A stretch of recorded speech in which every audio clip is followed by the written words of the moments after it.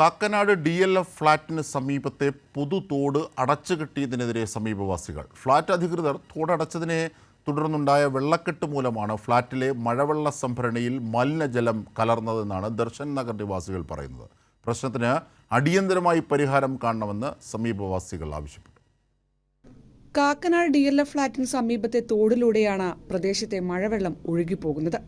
എന്നാൽ ഫ്ളാറ്റ് നിർമ്മാണക്കാർ ഈ തോട് അടച്ചു കെട്ടിയതോടെ മഴക്കാലത്ത് ദർശൻ നഗറിൽ നിന്നുള്ള വെള്ളം കടമ്പ്രയാറിലേക്ക് ഒഴുകിപ്പോകുന്നത് നിലച്ചു.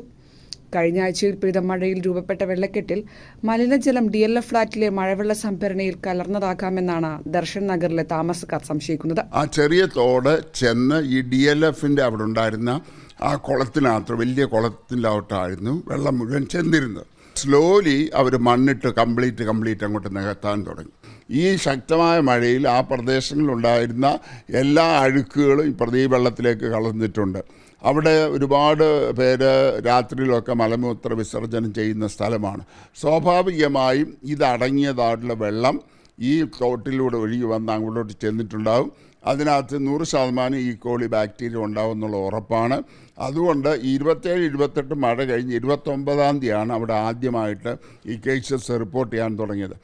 തോടടച്ചു കെട്ടിയതോടെ ദർശൻ നഗർ നിവാസികൾ കോടതിയെ സമീപിച്ചതിനെ തുടർന്നാണ് വ്യാസം കുറഞ്ഞ കുഴലിട്ടത്.